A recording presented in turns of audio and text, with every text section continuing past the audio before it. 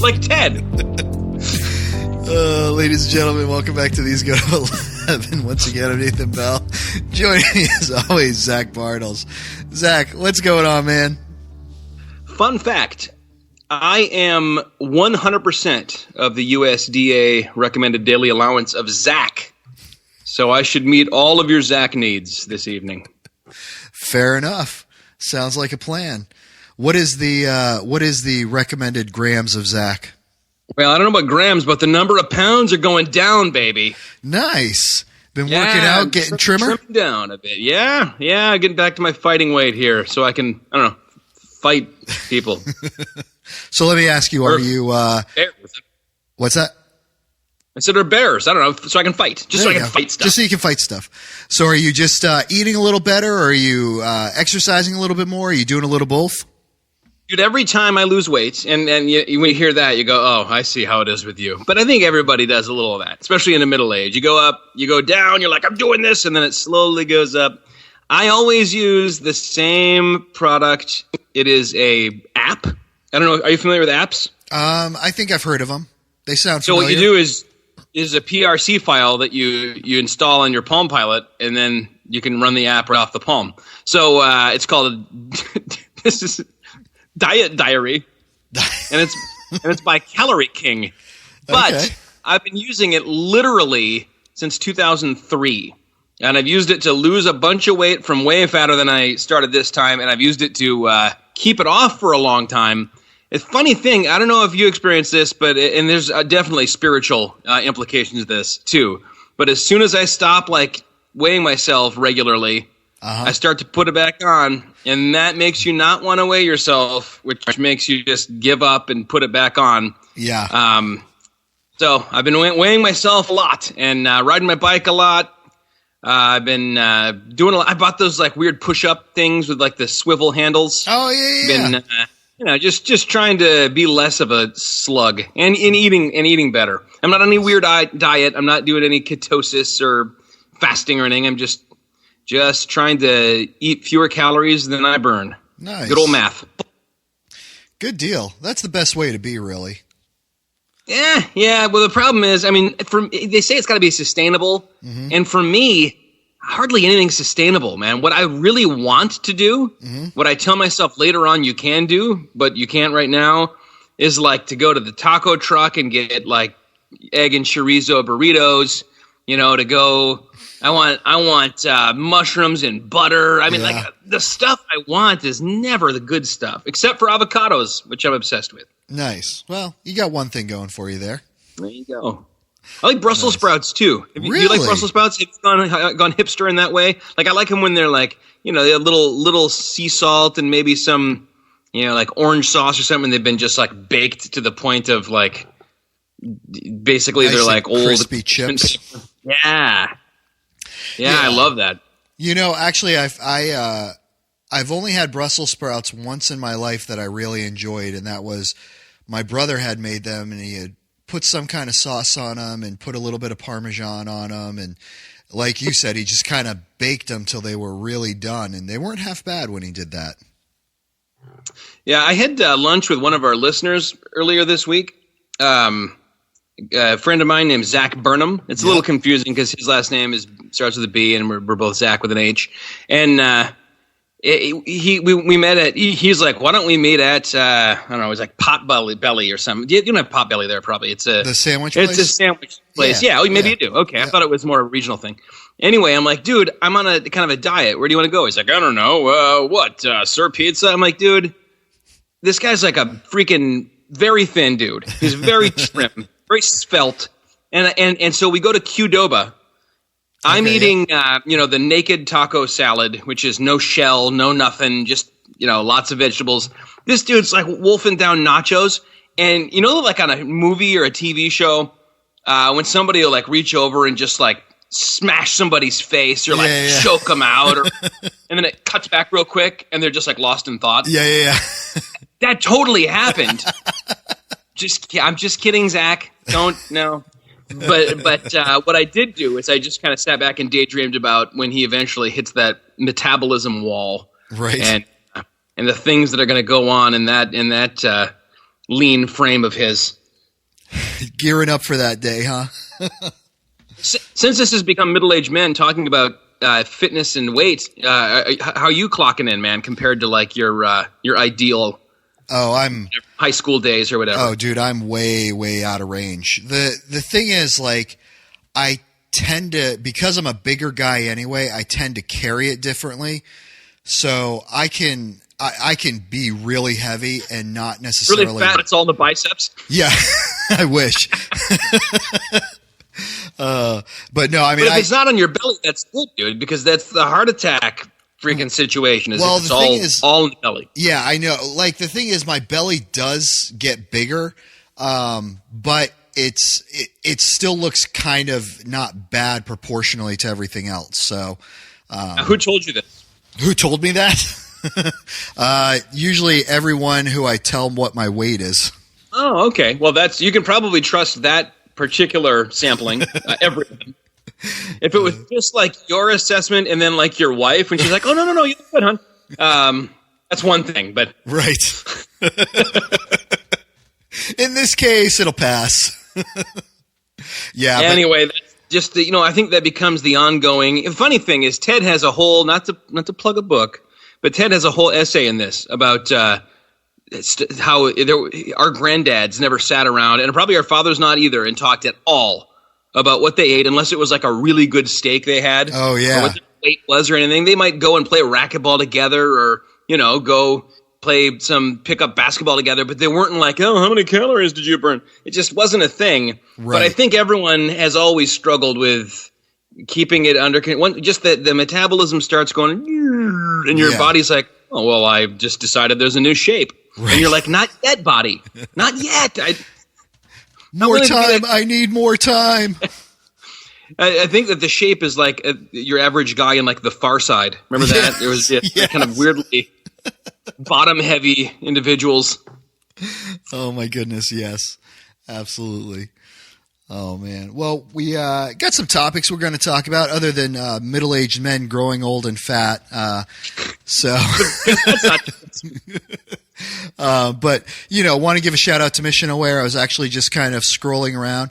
They have these really neat cigar cases on there that I'm thinking about picking up. They've got, of course, all their standards, Spurgeon and Calvin and the the Solas. So check out Missional Wear. Check out the cigar cases. Check out These Go to 11. We got some great stuff on our page. Check out Gut Check. Do you guys have more than one product on your page? There's two shirts up, but they're the same one. Oh, okay. Well, check out Gut Check. They've got, one shirt up with two pictures. Two shirts on, but it's the same one. I said on. Two. Listen, man, there's two. And let me tell you something. Talking about, being ripped or being fat or whatever, our boy Jeff has it figured out. Yeah. This dude, holy smokes, man. His arms were like pythons. I was like, wait a minute, are you Dwayne The Rock Johnson? Where's Jeff from Missional Wear when I met him? I ate Jeff. Okay. Nice. All right. So, check out Missional Wear. So, Zach, we were kind of trying to figure out what to do. As always, the professional gentlemen we are. A lot of show prep. Yeah, just putting the hours into the show prep. And, we're sitting down and I texted you on my way home. Hey, what are we talking about tonight? I don't know. All right, well, we'll figure it out on the podcast. You don't have to give up all of our secrets, man. It's okay for some stuff just to be between us. Got to save a little. Got to tease it out a little, huh? But as always, we did think of some things that we thought. We thought of some things that we think will be interesting. Did you like that? I don't know. I have to decide later. I gotta ruminate on it. Sleep on it. You're just so out of it right now. I'll get back to you on whether that was really funny or not. But first thing I just decided. No, I didn't like it. No. Okay. I'll take that out. Got to do a little bit of drinking here. A little sore throat going on. So. Oh, I thought maybe that you were like I don't know, like on a standing desk treadmill situation, just like or like doing like the high knees thing or like deep knee bends while we were because of the metabolism slowing down. That's right. I got to get that exercise, man. Up and down, up and down. But we were talking, and there's some stuff out on Netflix I've been digging, and some stuff coming out that I'm looking forward to watching. And it's like, hey, let's go ahead and throw some stuff that we've enjoyed recently. We haven't done a entertainment podcast in a couple weeks since the last one we did. But let's go ahead and do one. So, Zach, talk to me a little bit about something you're really digging on right now. Did I already talk about how The Boys was wet hot garbage? I don't know if you talked about that on air or not, though. I remember you and I talking about it, but I just want to go on record. The Boys on Amazon, great premise, sucks. I think I already did mention that. I think it bears repeating. It will suck you in with the first couple episodes, although there's some very where you're like, I don't think I should probably, honor this with my eyes. But then you're like, oh, but it's so clever. Mm-hmm. And then before long, you're like, ugh, get out the Clorox and steel wool and, just take a shower in it.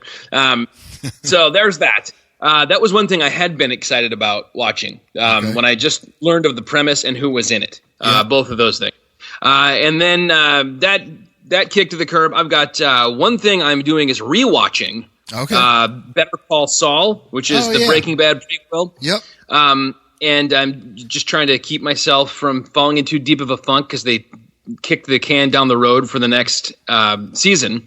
And so I've been rewatching. It's just brilliant, man. Oh, and I don't get all these people watching it having not watched Breaking Bad because you get way more out of it, but definitely worth checking out if you hadn't. All of them but one season's on Netflix right now.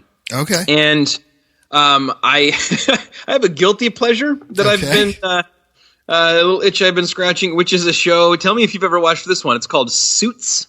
Oh yes, it is a turd and a half. It starred for most of its run the now Duchess of whatever, Meghan Markle. Yep. And one of my favorite actors, Gabriel something. And this is the guy who way back. He was in either a Robert Rodriguez or Zack Snyder or one of these guys made a movie called The Spirit, based on that old radio program. Okay, yeah. This guy played the Spirit. And then Samuel Jackson was the octopus and stuff. I thought that movie was really kind of cool and innovative. Everyone hated it. Kind of ruined this guy's movie career. But now he's back as a lawyer. And it's so melodramatic. It is such a soap opera for men. Yep. Prime time. It's a turd, but I cannot stop watching it. And they just released the second to last season on Netflix. Nice. And I was watching it I ate my lunch. I burned through it in 3 weeks, the whole season. The characters are just so two-dimensional. The plot is the same over and over again. The dialogue's the same. Everyone on this show. Yep. Now, have you ever heard anyone in real life say to convey that they or you or someone made a massive mistake, described it as crapping the bed? Oh, yeah. Only it didn't say crapping? Yeah. But if you knew someone who did that, they'd probably be the only one that you knew who did that, right? That's pretty unusual. Everyone on this show, that's all they say. And every conversation is whatever it is going to have to wait. Oh, yeah, well, this can't wait. You're going to have to do the GD thing to the other thing. Oh, I can't do the thing. And it's just it's almost like a Mad Lib. And yet all the shots of Manhattan and all the people in cool business clothes and all the dark wood and mahogany, I keep getting drawn back in, man. Nice. That's going on. That's over. I finished that one. And then the two things I'm most excited about here, they're both coming up. One in September, one in October. And then one thing that I'm tentatively excited about, and then I'll kick this over to you. Okay. In September comes out the Downton Abbey movie. Speaking of primetime sitcoms, or primetime soap operas that try to pretend there's something more. Very, very excited about that. Ted got me sucked into Downton Abbey, even though I did not think I would like it. I love it. I love the Dowager Countess, which is Maggie Smith's character. Yep. I love the fact that they're always retiring to the drawing room for cigars and scotch. Like I love it. And I'm a big. I like Gillian Fellows. One of my favorite movies in my top 3 is one that he did called Gosford Park, which is like a murder mystery in 1920s England. It's so good. Robert Altman directed that one. So I'm super excited for the movie. It doesn't look like it's necessary at all, but so what? It's just it'll be fun. Nice. The one in October is a movie coming to AMC and Netflix, and I'm hoping maybe some limited engagements at some theaters, because I will drive up to 2 hours to see this in the theater. And that is, it's called El Camino, a Breaking Bad movie. Oh, yeah. And I'm so jazzed about that, dude. They released a little clip, a little teaser clip with Skinny Pete talking about how he wasn't going to rat out Jesse Pinkman and get him back in a cage and everything. And I was just like, oh my gosh, it's happening. And then coming, and that one also, by the way, totally unnecessary. Kind of the beauty of the end of Breaking Bad. I don't know if you watched that through to the end. But in the finale, spoilers, ready to skip ahead 30 seconds if you don't know. 5, 4, 3, 2, 1. Spoilers coming now. Jesse Pinkman escapes the Nazi compound. He's the only one who lives at the end, despite people trying to say Walt might have lived. He drives away howling in just kind of like a combination of desperation and freedom and sorrow and joy. And then he's just gone. And you're like, okay, well, he's going to live some. The fact that it was so open-ended, and now they're picking up his story and continuing it. But even though it's a bad move story-wise, I'm glad they're doing it. Yeah. Because it's more Breaking Bad, more Vince Gilligan, more of these same people together. I'm very jazzed about that. And then I just saw a preview for a Christian movie. Oh, and then I'm going to throw one more at you. But no, then I'll throw it to you, and then I'll have a bonus one after you. The Christian movie that I tentatively excited about is called I Still Believe. It's sort of a sequel to I Can Only Imagine, which I did not watch. I generally don't like Christian movies, but this one, and I've heard that one was good. It's about that song, like the Casting Crowns guy or something. Or, the Mercy Me guy. Mercy Me. Okay, yeah, I'm sure it's good. I don't know. It just wasn't really up my alley. Sure. And this one, I know the story. Way back in, I almost just said in the day. I'm neither a hip young ethnic man nor a dorky old white grandma, so I'm not allowed to say that. Those are the groups of people who, in my experience, say back in the day.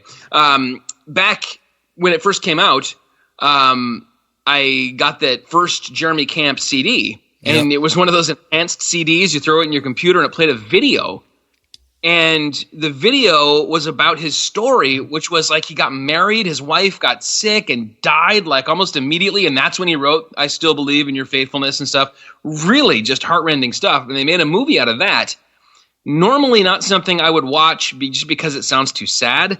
I deal with death and loss and stuff all day long. I don't want to do it in my downtime. Right. But it stars the woman who plays his wife is the woman who played the lead in a show called Girl Boss on Netflix. Oh, yeah. Which is super worth checking out. She's so awesome. She was also on Tomorrowland, which was kind of an underrated George Clooney flick. Yep. And I don't know. In my mind, I couldn't think any higher of her as an actress, and I really think I might check it out just to see how she handles this kind of really earnest, sad, solemn kind of role when I'm used to seeing her in the very snarky kind of, layers of irony and armor over top of her, sadness within. So that's something I possibly am going to check out. Not sure if anybody in our listening audience has any insights into that movie, but I would love to hear more about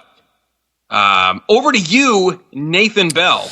All right. Yeah. So Netflix, some of the things that I've been checking out, Mr. Iglesias. I don't know if you're familiar with, I think it's Gabriel Iglesias, nicknamed Fluffy. But he's a stand-up comedian. It's like a teacher in this or something? Yeah, he's a teacher in it. And so there's a lot of things that are kind of like, his comedy bits that are thrown in there, but it's a pretty good show. It's pretty funny coming from the perspective of a teacher. I really enjoy seeing it from that perspective and watching it. So definitely one that you can check out. It's, 20-minute episodes, so real easy to kind of breeze through it and watch it. Another one that I got into was called Woo Assassins. Have you seen this previewed on Netflix? So the basic premise is it's this kind of superhero martial arts guy who's trying to fight off these evil, they're called Wu Jings, evil spirits, earth, fire, water, and air, something like that. And I've heard something like that somewhere else. I know, right? That sounds familiar. It's good because the martial arts in it are really good. They actually have martial artists in the show, so the choreography is really well done. It's a cheesy martial arts show, but the martial arts in it is really well done. I remember you and I talking about Breaking Bad a while ago, or not Breaking Bad, the Badlands a while ago, and how that was absolutely horrible, but the action in it was fun and well done. This is even better than that. I really have been enjoying it. Finished up the season, and I can't wait till they look at what's going to come up on the next season. So that's one that I've really been enjoying. I need to pop in real quick with a retraction. Okay. I rewatched some of that Badlands stuff. Yeah. And I think I kind of misunderstood what it was trying to do.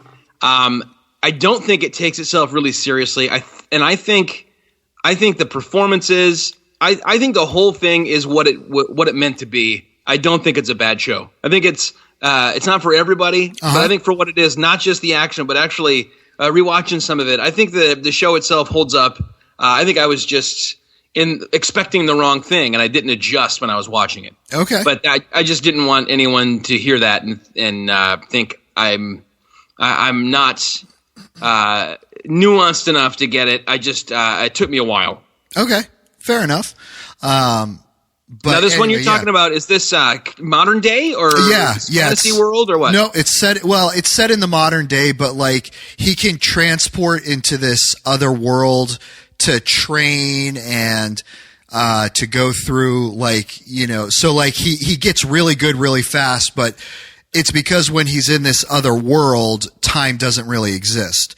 So you watch at the beginning these kind of training montages, and then he gets out and he's like super good. But that's kind of the reason behind it. So I feel like they just do a really good job at, there's a lot of, gang interactions that takes place in, I think it's San Francisco or Los Angeles. So there's a lot of like Chinese triad gang interactions that I think they do really well, power struggles and things like that. I think this one is trying to be more serious. But I think the acting in it is done really well. So I really enjoy the people that are in it.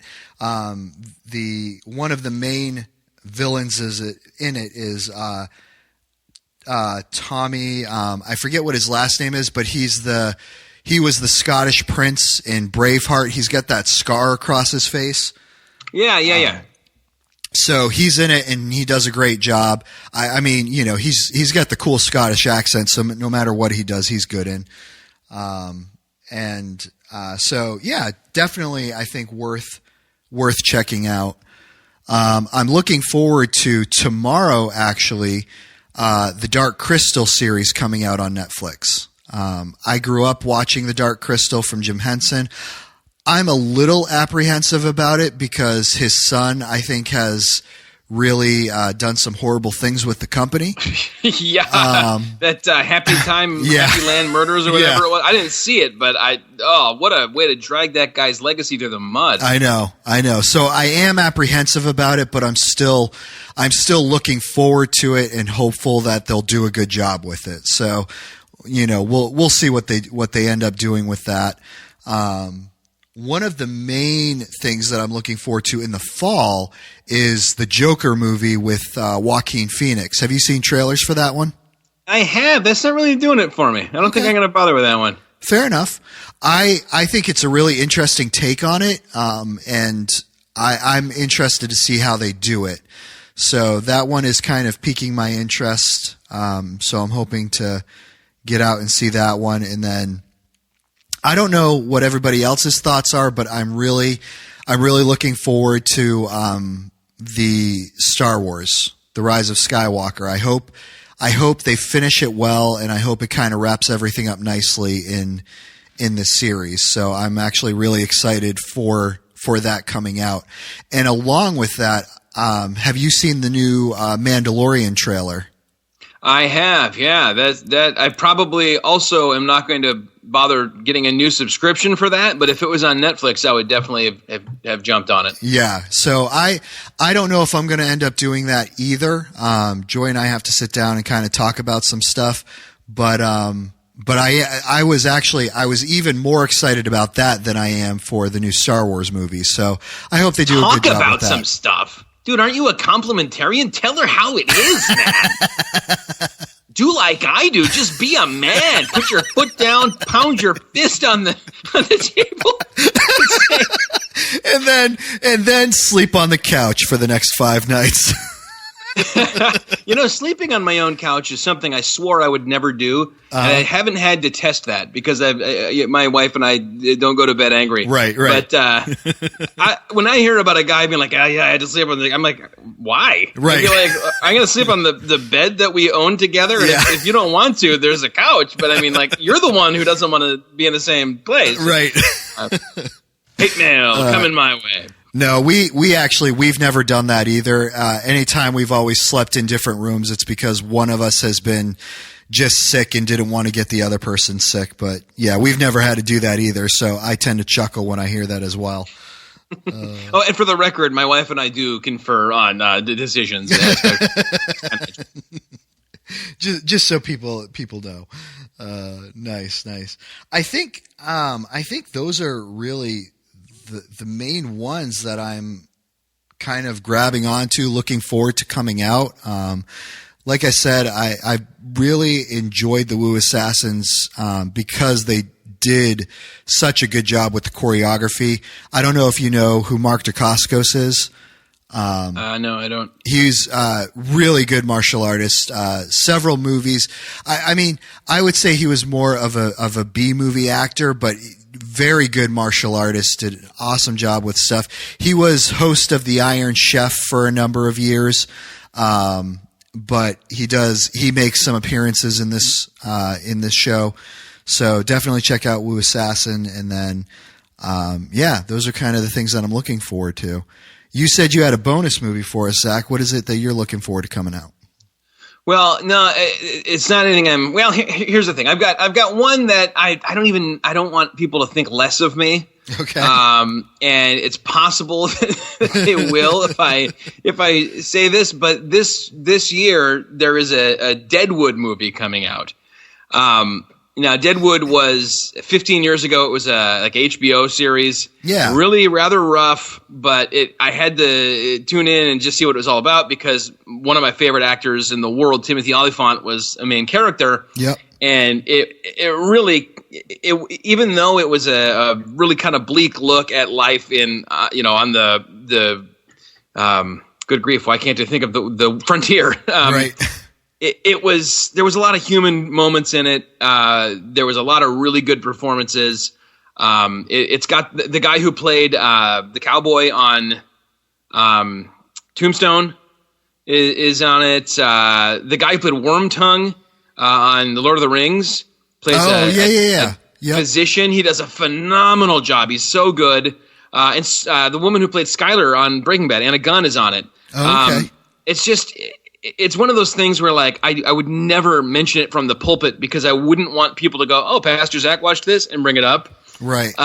But when I find someone else who's seen it, I'm like, "Oh my gosh, let's talk about this for a while," because it was really a kind of exploration of a lot of human type issues using this this world of. In fact, he initially wanted to set it in Rome and do kind of the same exploration. Brought it to HBO, and they're like, "Oh well, we have this other show called Rome that we're just starting to work on."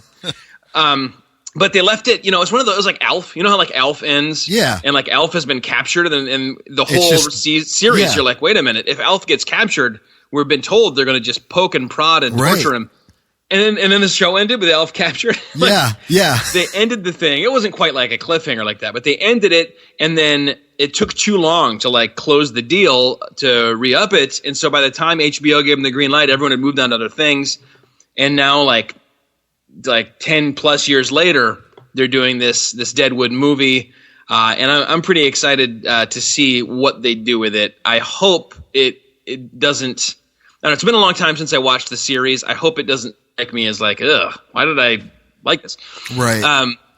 Then the other thing is something I have been watching in stark contrast to that. It's a show called The Chosen. Have you heard of this? It sounds familiar.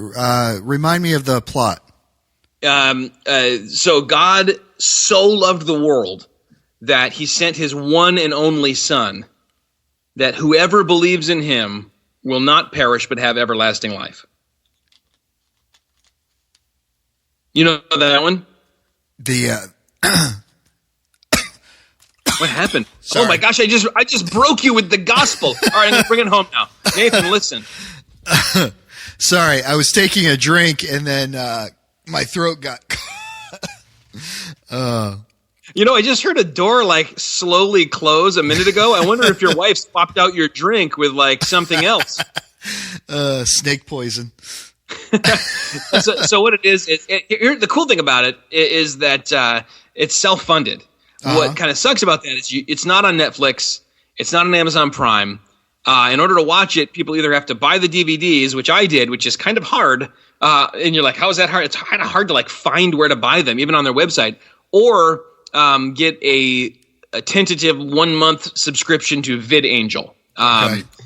And the idea is that there'll be enough interest, which there seems to be a lot of growing interest in it, for people to fund the next. So there's 4 eps out to fund the rest of them, and it starts with, you need to see this, dude. It's the best.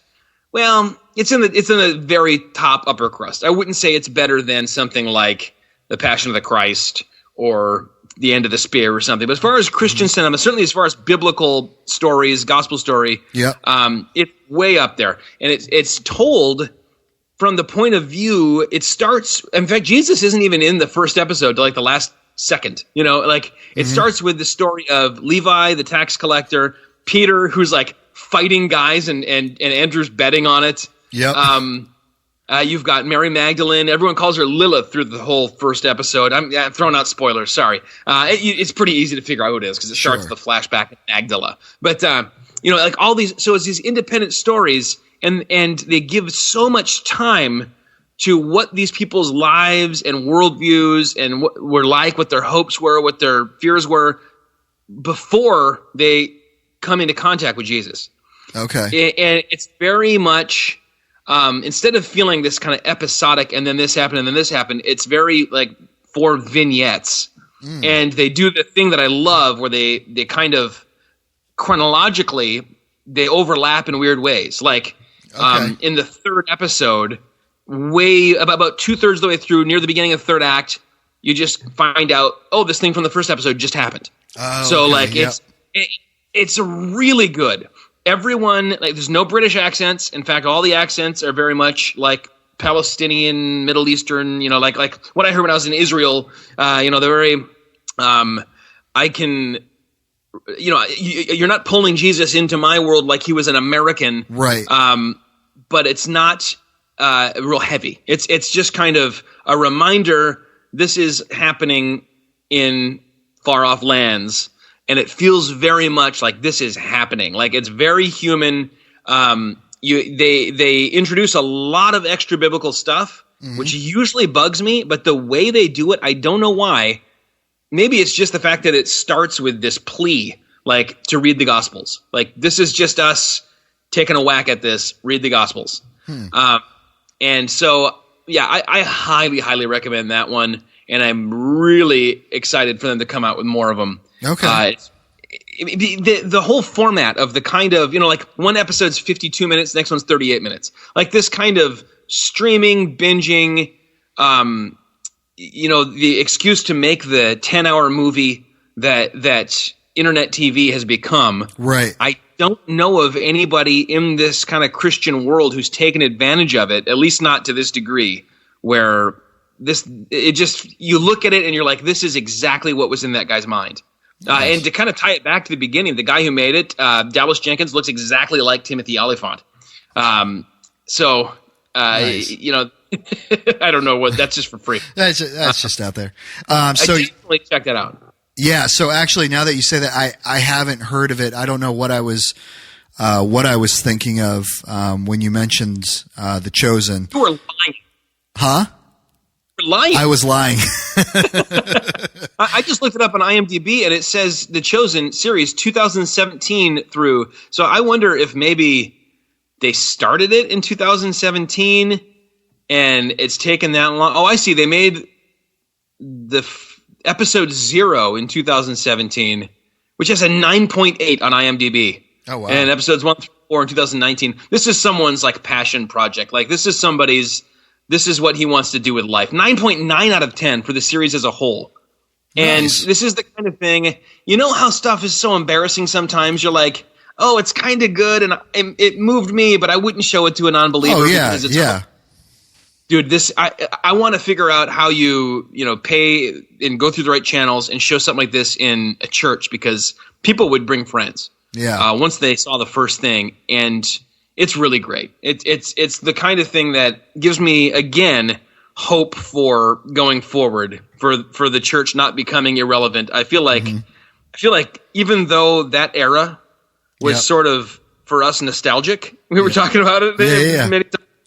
I'm glad that it's come to a close in many ways, because people are doing such innovative stuff out there. Yeah. Well, it's interesting that you brought that up, because that actually brings us to our second topic, Zach, and that is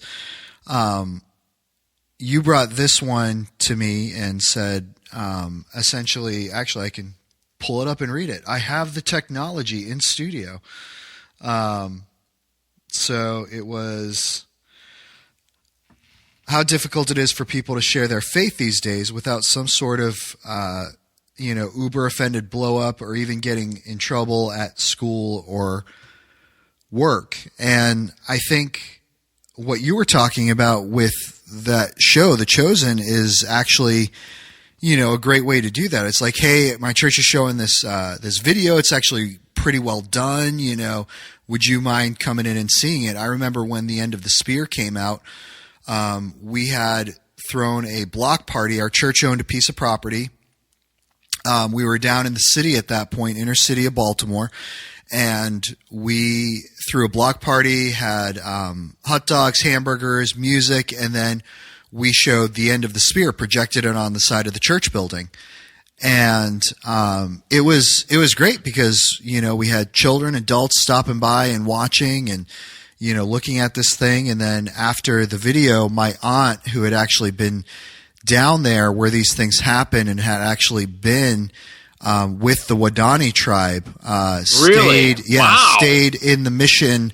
Now, of course, this was years after all this had happened, but she had actually seen the places that those missionaries stayed at, and she had visited with those people, and so she was able to get up and just share the reality of how this changed their lives. They do a little bit of that at the end of the movie. You see some of those things, but she was able to get up and give firsthand testimony and perspective on that. And so, things like that to me really have a way of disarming people when it stops being like theoretical and it starts being like actual legitimate heart transformation. This is what's going on in these people's lives.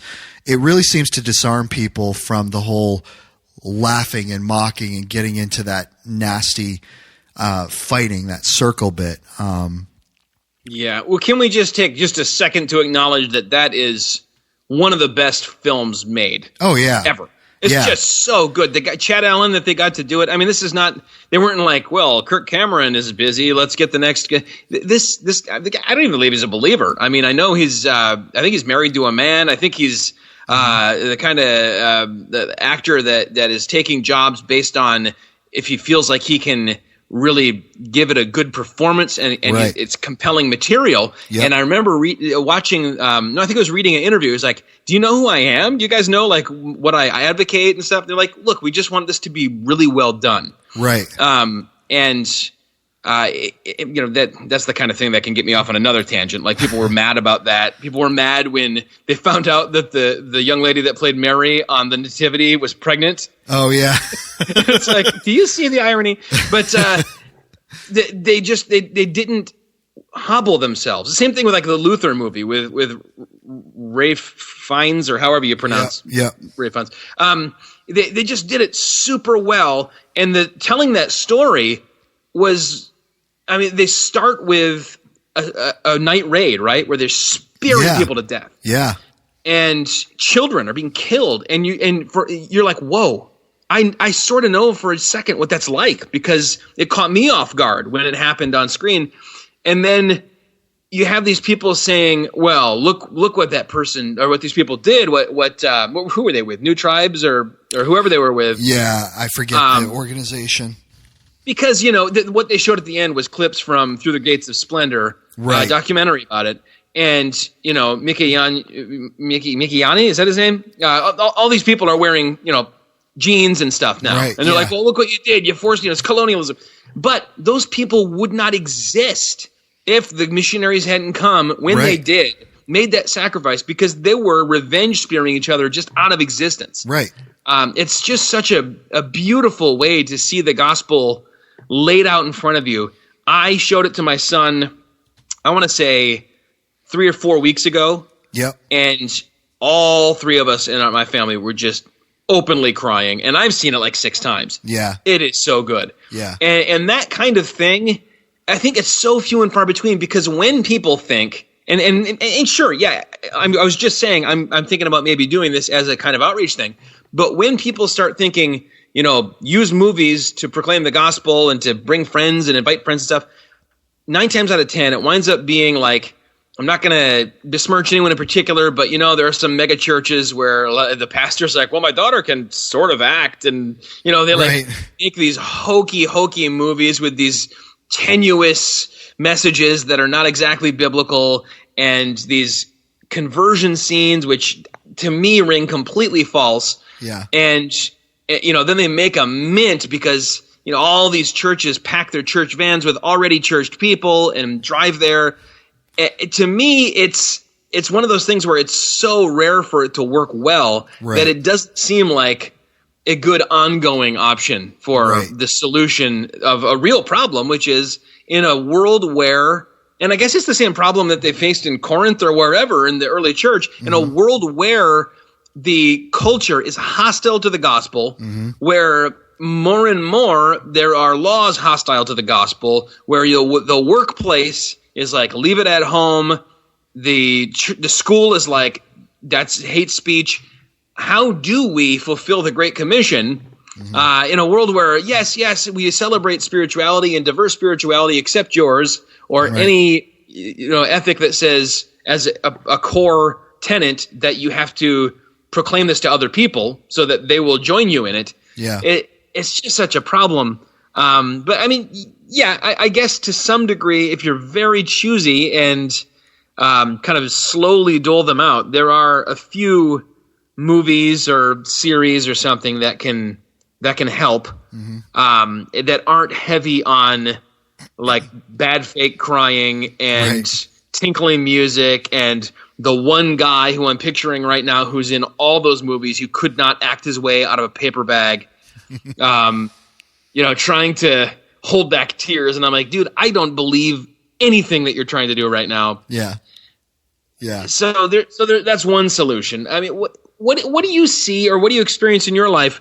I have the in, which is, it's not a curse. Most people are like, oh, when you're a pastor, people stop swearing when you tell them that. Okay, good. I don't want to hear you swearing anyway. And it's an automatic in to talk about spiritual things. Mm-hmm. People will ask you about your job, and it's half a step to the right, and you're talking about the gospel. How do you do this when you don't have that in? I'm seriously asking. Yeah, so, I mean, I still tell this story. It's been years since I worked at the liquor store. My boss was not, is to this day, as far as I know, not a believer. Very hostile toward not me, but tenets of the faith, and ideas and people who, you know, when news reports would come out on TV about religious issues, you know, whether it was the Catholic Church or whatever it might be. And it took me 3 years of biting my tongue, not putting my opinion or 2 cents in unless I was directly asked about it. And I'll tell you what, that's hard, particularly for me, because I have an opinion about everything. Clearly, I have a podcast and can talk about anything and everything. And some people would look at that and say, well, you're just holding back on your faith. You're not openly preaching the gospel. And I would say yes and no. I mean, I would in no way, shape, or form, if somebody asked me about what I did on Sundays, I would, openly tell them I'm a believer. I go to church. When people would ask me questions about what I thought about moral issues being debated, I would tell them what I thought from a biblical perspective. And it was 3 years of just living my life, doing what I was asked to do. When the whole issue in Maryland was coming out with gay marriage, and my boss came to me and he was like, okay, I have a legitimate question for you. And he pulled me in the back stock room, so we weren't having this discussion out front. But he pulled me in the stock room and he's like, as a religious person, what do you think about this? And I got to have a 30-minute conversation with my boss about the gospel, telling him that, because his question to me was, what do you think about this? Because here's where I come from. A lot of people are, standing against abortion. A lot of Christians are standing against homosexual marriage for these reasons and X, Y, Z, blah, blah, blah, blah. And I see it just appears that there's all this hatred and blah, blah, blah, blah. And I said, I don't hate these people at all. I mean, at the end of the day, how they're choosing to live their life, I think it's sad. I'd love to dialogue with them about why I think it's wrong. And I went into what God's ideal in marriage was. I talked about, one man and one woman. I talked about the need for Christ, even in the ideal of marriage. I talked about how I am not a perfect husband, and that's why Christ had to come, because I fall short of his glory. And so this is a distortion of what God's ideal is, a further distortion of what God's ideal is in terms of distorting marriage and sex in marriage and all of these things. And so it allowed me to have this conversation with him that I don't know he ever had with anyone. And it gave him a new appreciation and respect for at least what I believe and who I was. But that was 3 years. And so when people a lot of times will talk to me about, the hostility that they've faced in the work environment, I've seen it, not directly. My boss was never directly hostile toward me because of my faith. He was hostile toward me for other reasons, but never because of my faith. And so just taking that time to build the relationship where he came to me one day and said, I want to know what you think about this, because what I have in my head and who you are 2 different things, and I want to know more. Is that always going to be the case? No, it's not. Is that always the way people do it? No, it's not. But I found that this was the most advantageous way for me to go about living my faith out in an environment where, to my knowledge, no one that I was around was a believer. So.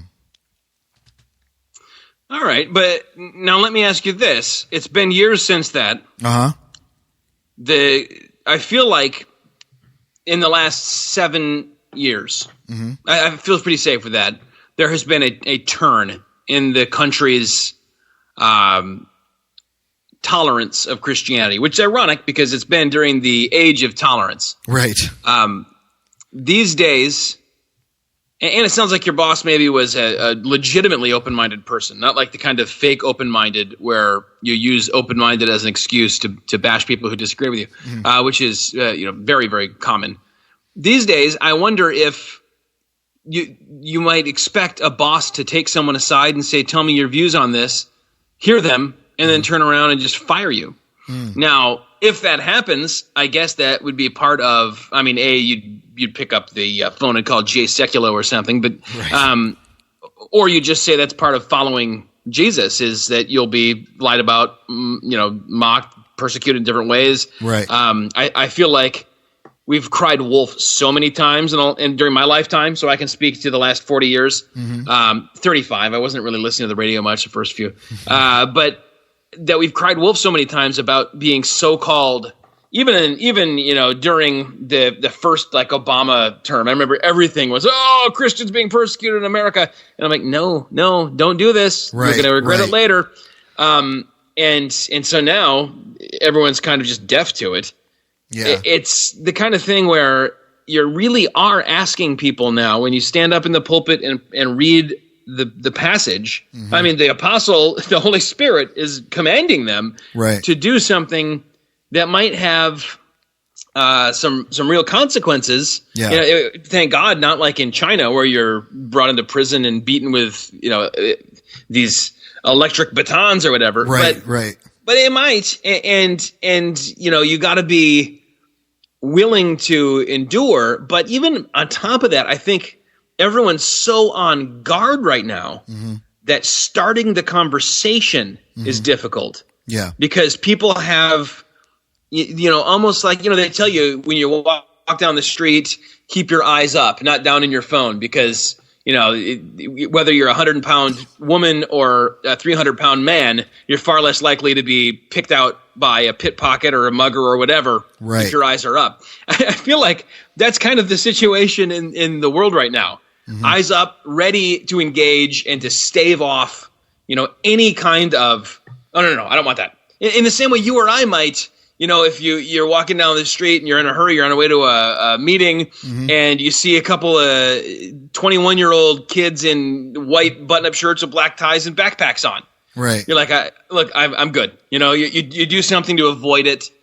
I feel like there's very little openness even to engage unless it's to mock. And in that situation, you don't want to continue it going. Right. Do not cast your pearls to swine. Right.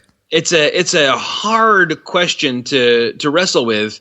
How does the average believer in our Western culture right now do this? It doesn't look like the evangelism training stuff from the 80s or the 90s. Yeah. Maybe not even the stuff from the aughties. It's the kind of thing we have to be constantly reinventing. And I think that at the end of the day, what you hit on was when you make a deep relationship with someone, even if it's not, you cry on my shoulder when things are going bad, but there's a trust that's built over time. Almost nothing is off the table at that point. Yeah. But that's a slow go of it, man. It is. But I wonder too, if we just, I wonder a couple things. I wonder if part of what has killed much of our credibility is social media. And there's a lot of hostility because of the upswing of even Christians getting on and doing such a horrible job at being civil and polite online, and showing, that, hey, there is truly a difference when it comes to, who I am as a believer and, loving people. And you just, and so I wonder, I don't have an answer for it. I wonder if that's part of it, is the upswing in just, how angry people are on social media in general. including Christians. But like you said, I wonder if part of it too is just the fact that we're not willing to take the time to invest in people and in their lives to, and this is going to sound, I don't know, to build up the credit to do that. Not like you need credit to preach the gospel or anything, but like it building up and getting to know people and getting to let them see that, I'm actually not the douchebag that I've been portrayed as on social media, like as a Christian, that social media has portrayed Christians, that television has portrayed Christians, that your friends may have talked about has portrayed Christians. Like, that's not me, but I still have a deep commitment to Jesus Christ and my faith. And I'm willing to talk about that with you, and I'm willing to be patient to talk about that with you. And again, to me, it's not even like I've got to constantly be, talking about Jesus all the time. But when we're talking in the natural course of conversations and questions come up, saying things, I remember one of my friends that I was hanging out with, he,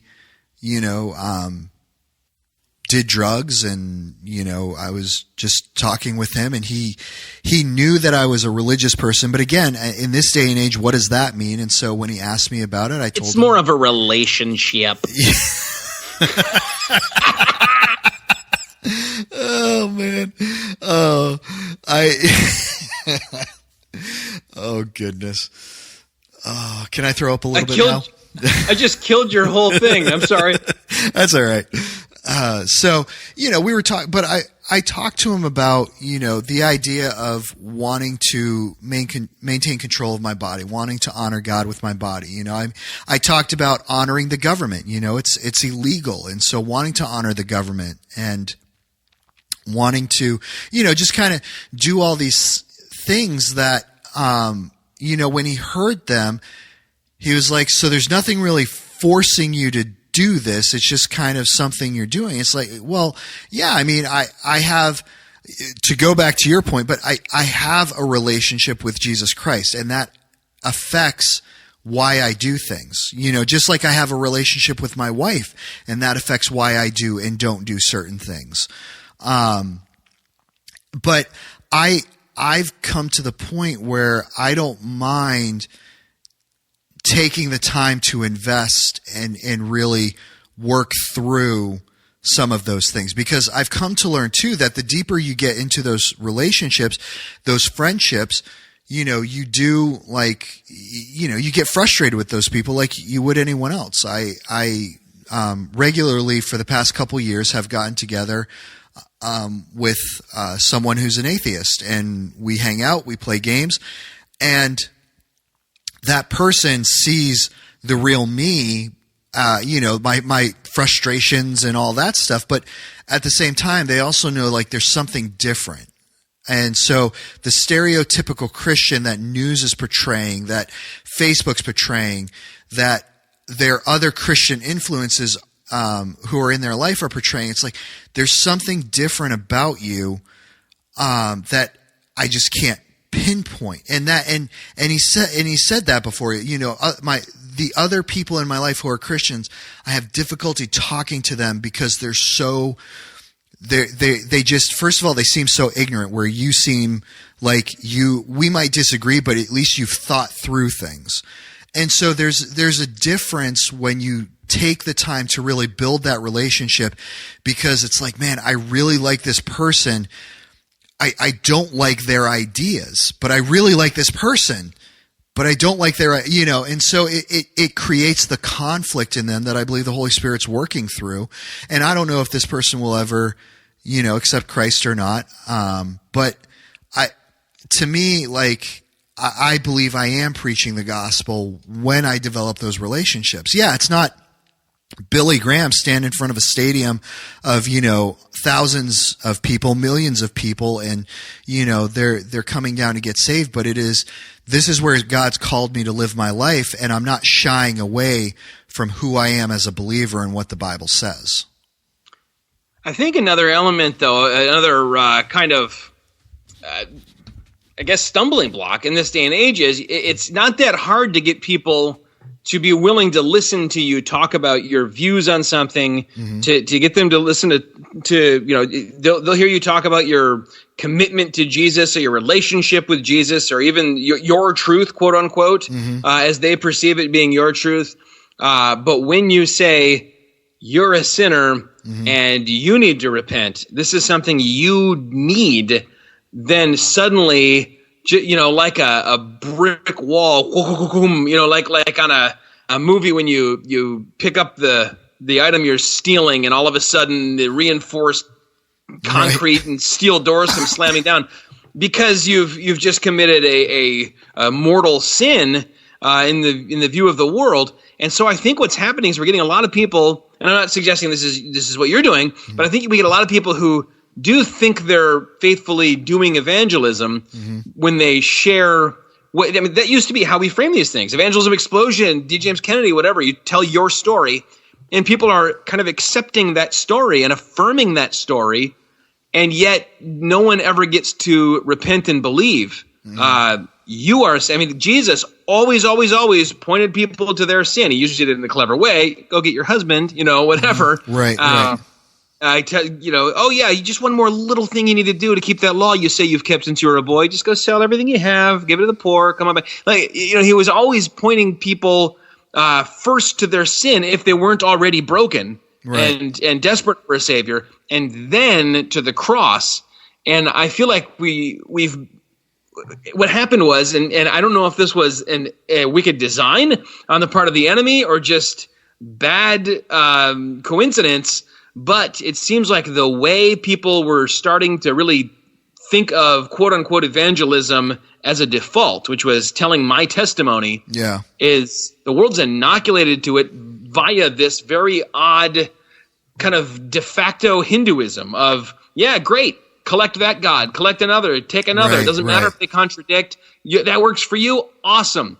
Yeah, I went to Sunday school as a kid too. Yeah, I used to pray to Jesus or Mary or something. So awesome. Yeah, thumbs up. I accept what you're picking up what you're throwing down, but I'm not throwing myself down at the foot of the cross because we ended the conversation before the really awkward, semi-dangerous part, which is where I tell you that without you acknowledging your sin, confessing and repenting and putting your faith, all your eggs in the Jesus basket, putting all your weight on his shoulders, you are lost. Like we've lost that basic ability to just say this stuff that has for generations and now millennia really raised the ire of many people who hear it, but it also has brought people to faith. I think we're scared because for so long Christianity was sort of a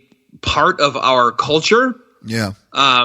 And now that it's no longer a part of our culture, we're afraid of what we're going to lose, and we're treading very lightly. We're walking on eggshells, and I'm afraid that unless there's a sort of reboot of, listen, you're gonna get yourself into a little trouble of some kind here, even if it's just your stepmom's mad at you for a week because of the way you said this, and she didn't want to hear it. Or your buddy stops wanting to hang out, or your boss doesn't give you the promotion and you kind of know it's because of this. If you're not willing to pay a price on it, if not now in your neck of the woods, very soon, you're not really going to be able to do effective evangelism, even if it's relational. Because, I know people, there's someone, I'm not going to say exactly what this person does because I don't, it's sure. Issue of pastoral confidentiality, I guess, but there's someone who comes to our church on a regular basis in the course of their secular work. And I've talked to them a number of times, got to know them fairly well. We would have some things that we like in common, quite a few. We'd have a long conversation about different stuff. And I would always try and slip in kind of a bridge to things spiritual. Often it would get shut down. And finally, at one point, I just was like, this is good enough in. They know I'm a pastor. They're in my church. They're talking to me, and I kind of just put it all out there, and very quickly got very cold. and I don't get the drop-ins anymore. You know, hi, I'm here. I mean, just a very, and I feel like there are a lot of people who, even if they feel comfortable with you as a person and you're not overly pushy or arrogant, just the fact that you're proclaiming an exclusive message that claims to be capital T absolute truth, and not just a truth, but the truth, the way, the truth, and the life, they will take great offense. There's not a level of relational connection anymore that can assure you a safe handoff. Sure. Do you agree? Oh yeah, absolutely. I mean, that's what Christ tells us in the gospel. I mean this is the gospel is going to have a cost, and that's why we're told we have to be willing to give up everything. We have to be willing to give up family. We have to be willing to give up friends. We have to be willing to give up our jobs, our lives for the sake of the gospel, because it does come at a cost. And so, yeah, I agree with that 100%.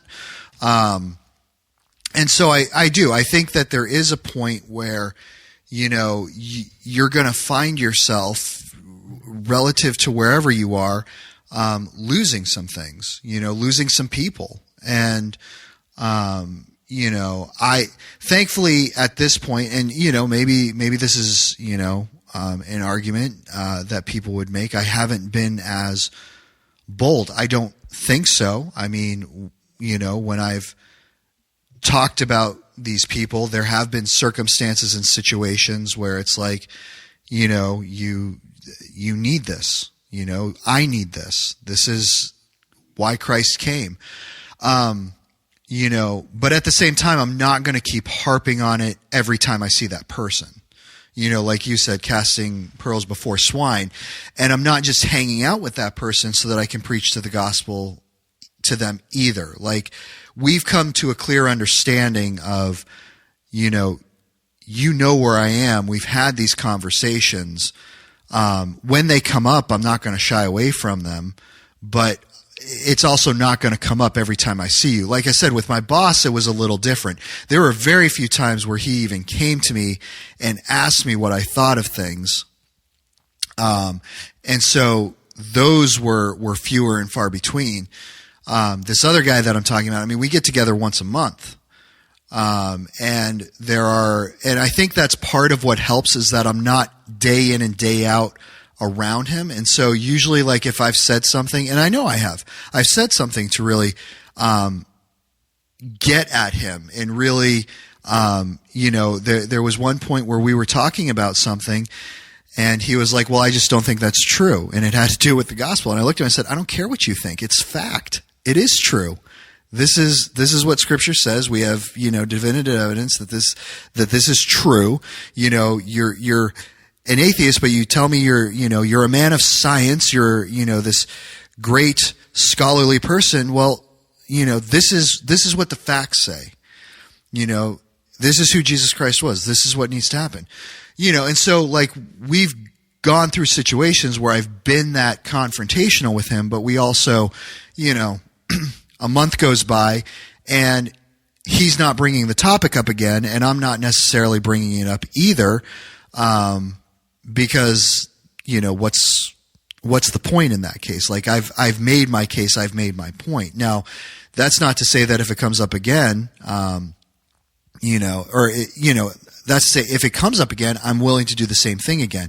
We'll see how much of that can be tolerated at that point. But I honestly think it depends on where you are, what's going on. Like you said, you're in a unique position, Zach, that as a pastor from behind the pulpit, you are constantly in a position where you are preaching the gospel, so to speak. You're preaching God's word, definitely. And, the more things come down on laws and, keeping track of what the church is saying, I mean, look at China. Like, there are China. Look at China. China. There are Christians all over China. I mean, there are millions, billions of people in China. millions of people in China? I don't know what the ratio I think there's like 1 billion people. Yeah, for real. Yeah. Maybe if not, we're going to look stupid. But we both kind of think that's the case. Yeah. So we'll look stupid together, Zach. I'm cool with that. There it is. You know what? These go to 11. Looking stupid together since 2014 or whatever. Yeah.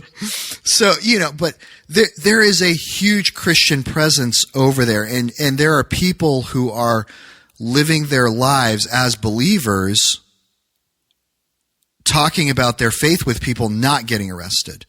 And then we also know that there are stories of Christians who are living their lives, who are preaching the gospel, who are being arrested, beaten, tortured, and killed. And so I think it depends on, where your interactions are, what people have kind of gotten their eyes on you, and who's watching you, and what their level of offense is, and what's going, so I really think that there's a lot of things going on, but I do think you're right. I think that in America, we have found great ways of talking about our life and our experiences without directly involving Christ in the gospel and putting that out there. I do. I think you're 100% right. Or even talking about Christ in the gospel in very personal terms that don't have a broad mandate attached to them. Right. I mean, but look at churches that we have. I mean, they're doing the same thing, right? Sure. So I think there are byproducts of, what we see in churches. Look at a church and see what's the level and the commitment that, the gospel is being preached and talked about and really emphasized. And I would like to think, I don't have any hard data or research, but I would like to think that would be an indication of, the congregation's commitment to preaching the gospel to people as well. Well, it sounds like we've solved it, and now I'm post-millennial, and I expect everybody to be Christian by October of 2021. And now I got to go fire up my grill. And you know what I'm going to have tonight? What are you having tonight, Zach? My family's going to have hot dogs. I am going to have a turkey dog. It's white, and it has no fat in it. Okay. So it's not going to be good. I wish you luck in getting that turkey dog down. Maybe afterwards, smoke a nice cigar to get the taste out of your mouth. Well, it'd be the third one today, but that's not unheard of. Nice. All right, dude. Well, this was a great one. Zach, we just rocked the Casbah. These go to 11.